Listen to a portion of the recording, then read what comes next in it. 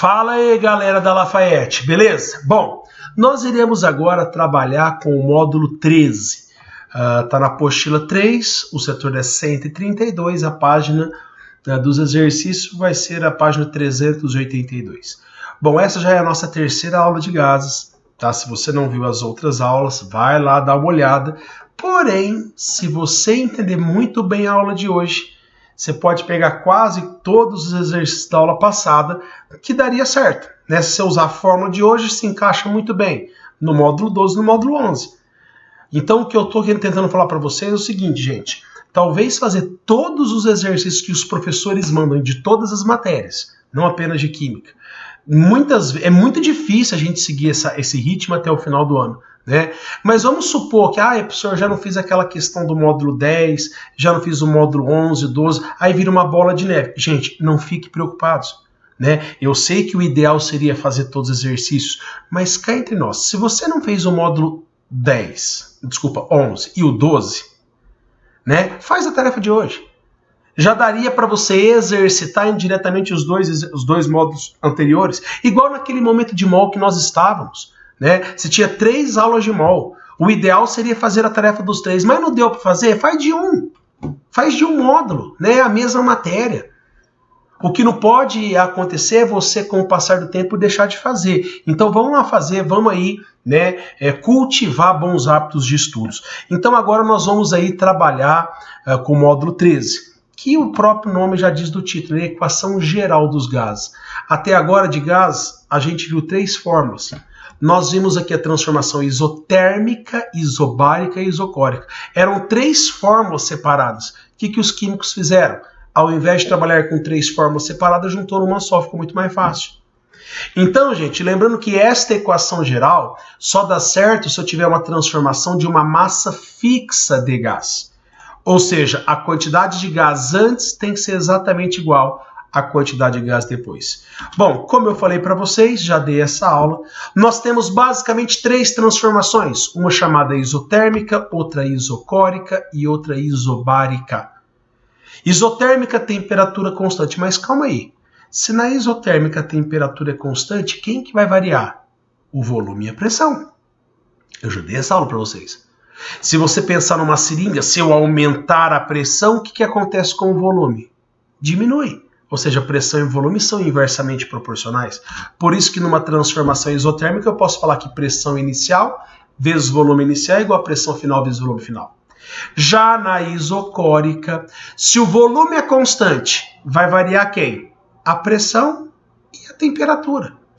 O melhor exemplo para memorizar é uma panela de pressão na qual o volume é constante. Se você aumentar a temperatura, o que acontece com a pressão lá dentro? Aumenta. Por isso que pressão e temperatura são diretamente proporcionais. E a isobárica vai variar o volume e a temperatura. Então, até agora, nós memorizamos 3 fórmulas separadas. Agora, para que decorar as 3? Decora uma só. O que seria a equação geral? Pega lá a transformação isotérmica, não é pressão vezes volume igual a pressão vezes volume? Beleza. Agora, a isocórica, se eu pegar esta fórmula e colocar exatamente em cima daquela, a pressão fica em cima da pressão e sobra a temperatura. A temperatura fica para baixo. E se eu pegar a transformação isobárica, o volume fica em cima e a temperatura fica embaixo, ou seja, juntar as 3 fórmulas numa só, fica o famoso e conhecido de muitos de vocês, PVT igual a PVT. Pressão, volume sobre temperatura é igual a pressão, volume sobre temperatura. Esta equação é chamada equação geral dos gases. Agora, por que eu acho que esta fórmula é perfeita? Porque você não precisa decorar as 3 separadas. Só para você ter noção, vamos supor que você esteja lá no módulo 11, transformação isotérmica, e decore essa fórmula. Professor, se a transformação é isotérmica, a temperatura não é constante? Sim, cancela a temperatura. Sobrou o quê? PV por VO. Aqui, ó. Chegou na fórmula. Tá. Professor, e se eu se eu estou trabalhando com uma transformação, por exemplo, isocórica ou isovolumétrica, o volume não é constante? Corta o volume. Sobrou o quê? Pt potola, P sobre T igual a P sobre T. E se tiver uma transformação isobárica, corta a pressão, sobrou volume sobre temperatura, enfim. Com uma fórmula só você resume essas três. Tá? Agora, para fazer um exercício, né, desse exercício, eu vou inventar um exercício agora com vocês, colocando um gráfico, mostrando tudo que está acontecendo ao mesmo tempo, só que muitas vezes vai estar na forma de um texto, acaba ficando um pouquinho mais difícil a gente resolver. Agora vamos supor o seguinte, ó. Vamos supor que o exercício fala que nós temos um gás confinado num recipiente na situação A, né? Ele tem um volume de 2 litros e uma pressão de 16 atm. É uma situação A. E ele fala ainda que a temperatura é 27 graus Celsius. Gente, toda vez que aparece em graus Celsius é para passar para Kelvin. Mesmo se você não for usar, para evitar erro bobo. Né? A gente sabe que a temperatura, desde a aula passada, ela necessariamente tem que ser em Kelvin. Bom, no meio do texto ele descreve, ele fala que tem um gás a 16 atm num recipiente de 2 litros a 27 graus Celsius. Aí ele fala que este gás, ou seja, uma massa fixa, sofre uma transformação indo por uma situação B. Gente, nota que a temperatura, a pressão foi para 10, o volume aumentou para 6, né? E ele pergunta qual seria a temperatura em B. Se a gente olhar, o gráfico não reflete a temperatura, ele só coloca a pressão e o volume. Como que eu faço para achar a temperatura? Será que é uma transformação isotérmica? Gente, e se fosse uma transformação isotérmica, né? Se isso fosse uma transformação isotérmica, é óbvio que a temperatura seria 27, mas você não sabe, não fazia a conta. Então, nessa situação, PIB Pavotó, pressão inicial, volume inicial sobre temperatura é igual a pressão. Tá, gente, cuidado. Não pode colocar em hipótese alguma a temperatura em graus Celsius aqui embaixo. Mesmo se o exercício perguntar em graus Celsius. É um crime você fazer isso. Se ele perguntar em graus Celsius, passa para Kelvin e faz a conta. Depois que você achou a temperatura em Kelvin, aí sim, porque se você já colocar direto, você pode ter certeza que vai dar errado, tá? Bom, passando para Kelvin, né, aqui vai dar 300 Kelvin, soma com 273, e substituindo os valores. Pressão inicial, 16, volume inicial, 2, temperatura 300, pressão final, dá quanto, gente? Escapou aqui 10, volume 6, ele quer saber a temperatura. Fazendo essa conta, dá 562. E se fosse um teste, você não pode marcar isso porque ele perguntou a temperatura em graus Celsius. Depois que você achou em Kelvin, aí sim você passa para graus Celsius. Você tira 273, vai dar 289,5 graus Celsius. Perfeito? Ai, professor, mas eu quero colocar os 27 direto aqui. Coloca para você ver se vai dar esse valor. Tenta fazer na sua casa. Coloca o 27 aqui para ver se realmente vai dar. Não vai dar. Perfeito, parceiro? Bom, vamos agora, né, no exercício 1. Um exercício bem interessante da página 382 do módulo 13. Vamos lá? Considere que o volume de um gás ideal, que é o V1, é de meio metro cúbico. Há uma temperatura de 0 graus Celsius, gente, já passa para Kelvin, senão vai dar tudo errado. E pressão P1. Ponto final por enquanto, gente. Descreve. Numa situação que eu vou chamar de inicial, o volume é meio, a temperatura é 0 e a pressão é P1. Para não errar, eu já passo para Kelvin aqui, ó. Vai dar mais 273, dá 273. Podemos afirmar que na pressão P2, ele falou que a P2 é 0,5 de P1, e T2 é 10 vezes a T1. É óbvio que essa temperatura não pode ser em graus Celsius, né? Tem que ser em Kelvin. Então a temperatura 2 vai ser 10 vezes a temperatura do T1. Ele quer saber qual que é o volume em metros cúbicos. Gente, na situação final, qual que é o volume final, sendo que a temperatura vai ser 10 vezes, 10 vezes 273 dá 2.000, e a pressão 2 vai ser metade da pressão 1. Mesmo tendo várias incógnitas, vamos PIB Pavotó. Pressão inicial, P1, volume, meio metro cúbico, temperatura 273, pressão 2, 0,5 de P1, volume final é o V2, né? E aqui nós temos a temperatura que é o 10 vezes. Fazendo essa conta vai dar 10 metros cúbicos, alternativa certa, alternativa D. Perfeito? Eu ainda tenho uma crítica só nesse exercício, sabe por quê? Porque ele deveria ter deixado bem claro que a temperatura 2 deveria ser 10 vezes a temperatura 1 em Kelvin, né? Porque deu um duplo sentido aqui, ó. A temperatura 2 é 10 vezes T1. Se a T1 é 0, 10 vezes 0 é 0. Então ele deveria ter deixado claro que a temperatura 2, isso aqui é o meu ponto de vista, deveria ser 10 vezes a temperatura absoluta. Perfeito? Bom, a questão daria a alternativa desse aqui é o gabarito oficial.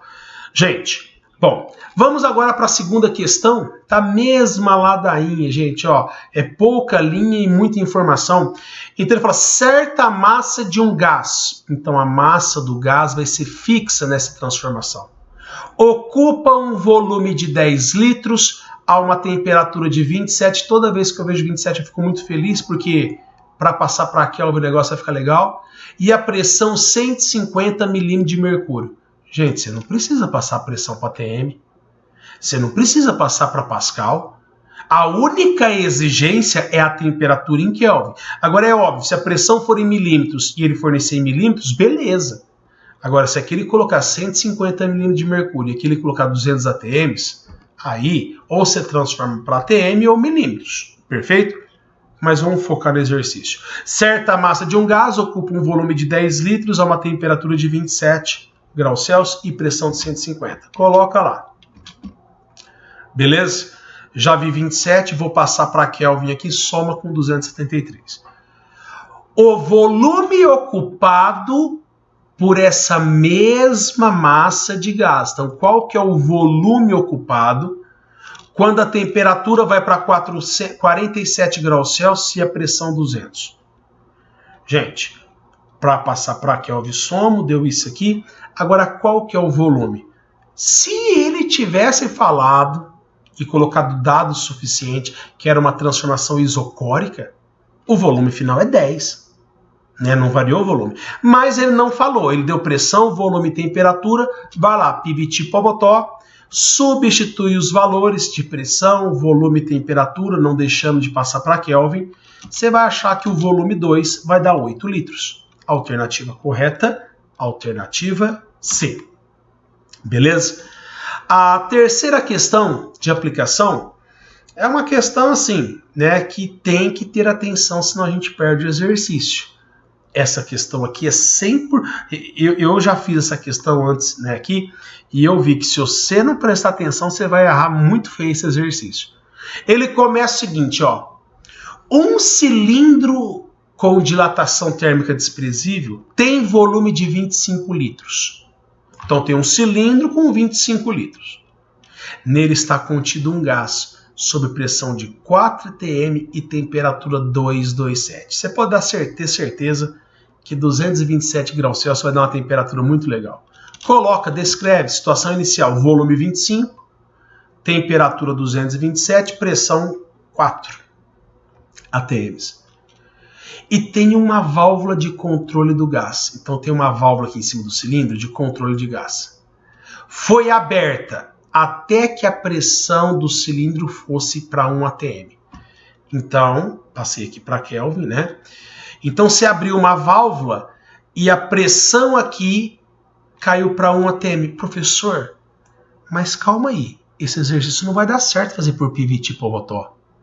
Porque você falou que a massa do gás tinha que ser fixa e quando você abre essa torneira, o gás ele acaba escapando. Então, se aqui tivesse 4 moléculas de gás, aqui não vai ter 4. Pode ter uma, pode ter 2, ou, né? Então, será que vai dar certo fazer esse exercício, professor? Espera um pouquinho. Então, ele abriu, você estava nessa situação, e abriu, né, uma válvula do cilindro, e a pressão lá dentro caiu para 1 atm. E verificou-se que nessa situação, a temperatura do gás e do cilindro era ambiente, e era de 27 graus Celsius. Então, a temperatura do gás aqui dentro era de 27 graus Celsius. Passei para Kelvin a 300. Então, tanto o gás aqui dentro quanto o gás que escapou, a temperatura e a pressão vai ser 1 e 27 graus Celsius. Considere que a temperatura zero corresponde a 273 Kelvin. Assinale qual que é a alternativa que apresenta o volume de gás que escapou. Não o volume que está aqui dentro, o volume que escapou. Nossa, professor, como que eu vou fazer essa questão? Vamos chamar tudo isso aqui, vamos chamar toda essa situação aqui, ó, de situação final. Situação final vai ser o volume do recipiente, que é de 25 litros, mais o volume de gás que escapou. Todo esse gás, lembrando que se tivesse 4 moléculas, aqui vai ter, vou chutar 2, viu, gente? Vamos supor que tem 2 moléculas e lá fora vai ter 2. A quantidade de gás aqui é constante. Beleza? Situação inicial, situação final. Vamos lá no PIVT Pobotó. Pressão inicial, 4, volume 25, temperatura para Kelvin, passei deu 500. Pressão final dá 1, temperatura 300 e volume 2, 60. A pessoa vai lá e marca a alternativa C. Gente, calma. 60 é o volume de toda a situação final. Lembrando que ele perguntou o volume de gás que escapou. Se o recipiente 60 não é tudo, que é tanto o volume do gás do recipiente que ainda presente lá está, mas o volume que escapou. Se tudo isso é 60 litros, o recipiente tem 25 litros, qual que é o volume de gás que escapou? É o 60 menos o 25, que vai dar 35. Nossa, professor, eu quase marquei a alternativa C. Eu também. Se eu não prestasse atenção, eu também ia cair nessa questão. Perfeito, galera? Gente, a sua tarefa desse módulo, faça, tá? Porque agora a gente vai trabalhar no próximo módulo com quantidades diferentes de gases. Gente, um grande abraço para vocês. Até a próxima, se Deus quiser. Tchau!